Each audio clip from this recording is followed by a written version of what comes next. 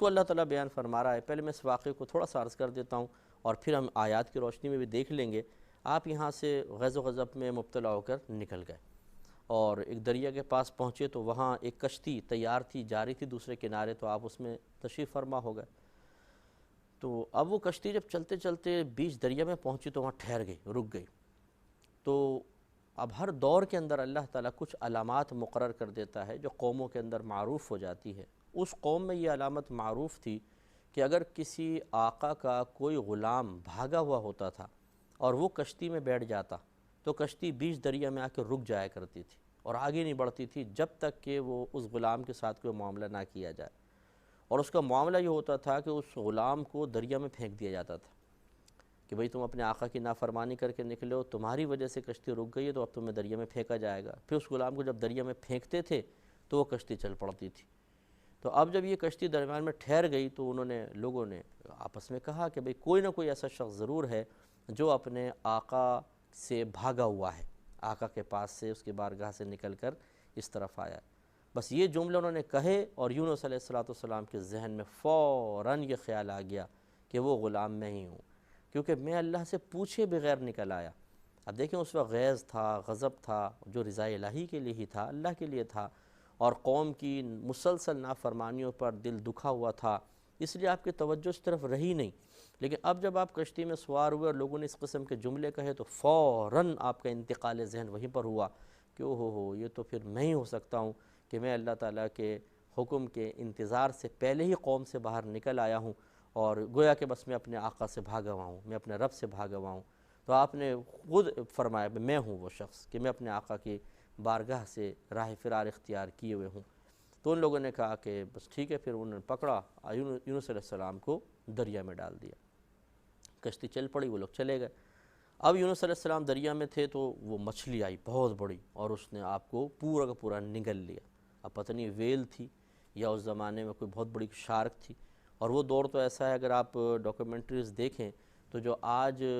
جانور ہیں ان سے کئی گنا بڑے بڑے جانور تھے۔ یہ تو اب انہوں نے شیپ بدل لی ہے، آہستہ آہستہ ان میں تغیر ہوتا رہا۔ انہوں نے بدلنے سے مراد اللہ تبارک و تعالیٰ نے ان کے اندر تبدیلیاں پیدا کر دیں، ورنہ پہلے دور کے اندر اتنے بڑے بڑے کھن کھجورے کہ 6 فٹ 10 فٹ کے کھن کھجورے ہوا کرتے تھے۔ لیکن جیسے جیسے پھر تغیر ہوتا رہا، انسان کے قد بھی گھٹتے رہے اور باقی جانوروں کے قد بھی گھٹتے چلے گئے۔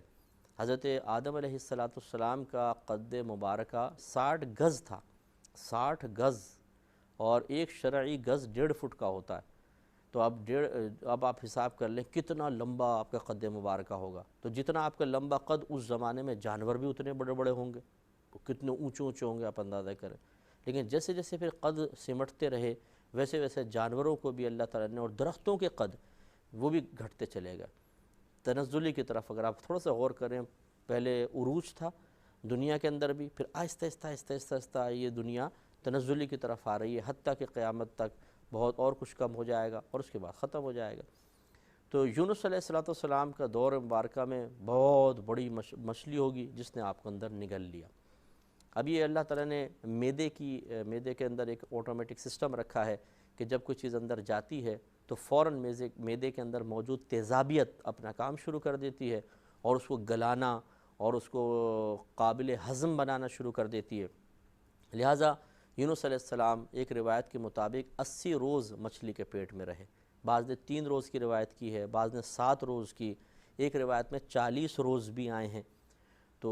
اب اگر 3 روز بھی بالفرض کسی کے معدے میں کوئی چیز رہے گی، آپ بتائیے کہ معدہ تو فوراً اس میں ایسڈ آئے گا اور ایسڈ اس کو گلانا شروع کرے گا، یہ پروسیس اللہ نے آٹومیٹک رکھا ہے۔ اور 80 روز کا اگر معاملہ دیکھ لیں تو اندازہ کر لیں، اب آپ مچھلی کے پیٹ میں تھے، وہ آپ ہونا شروع ہوئے۔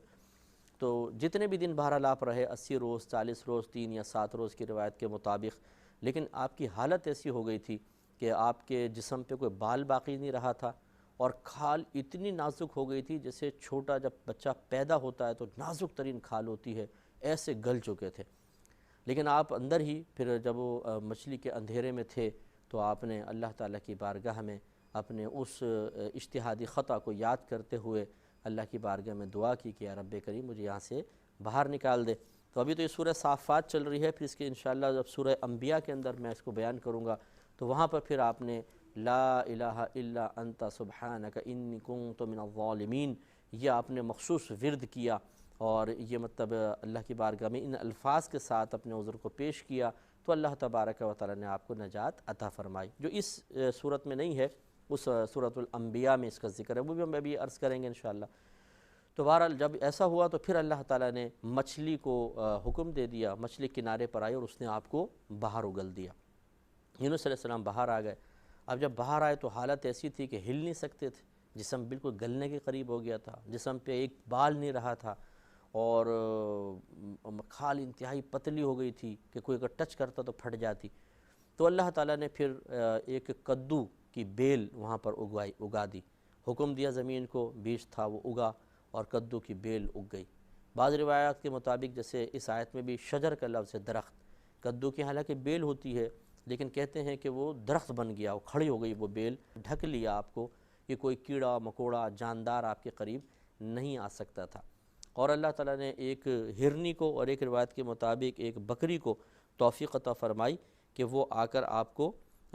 دودھ پلاتی تھی، اپنا تھن آپ کے قریب کر دیتی تھی تو اس کے تھن سے آپ براہ راست دودھ پی لیا کرتے تھے، اور اس طریقے سے ایک طویل عرصے تک وہاں پر آپ رہے، یہاں تک کہ آپ کی کھال پھر صحیح ہو گئی، جسم پر بال وغیرہ نکل آئے، اور پھر آپ کو اللہ تعالیٰ نے جب بالکل صحت مند ہو گئے تو دوبارہ آپ کو اللہ تعالیٰ نے ایک قوم کی طرف بھیج دیا۔ اب جب آپ گئے وہاں پر 1,00,000 سے زیادہ وہ قوم تھی، اب آپ نے تبلیغ کی تو وہ پوری کی پوری قوم آپ پر ایمان لے آئی۔ تو اس سے یہ بھی معلوم ہوا آخر میں انشاءاللہ میں آیات کی روشنی میں بھی عرض کرتا ہوں کہ یونس علیہ السلام کی واقعی اجتہادی خطا تھی، اور اللہ کی حکمت اللہ ہی جانتا ہے کہ تمام عذاب کے آثار بالکل نمایاں ہو گئے۔ یونس علیہ السلام نے ان کو دیکھ کر وہاں سے ہجرت کو مناسب سمجھا، لیکن اللہ کے علم میں یہ تھا کہ ان آثار عذاب کے نمودار ہونے کے باوجود اس قوم کا دل مائل ہوگا اور یہ اللہ کی طرف ضرور آئیں گے اور ایمان قبول کر لیں گے۔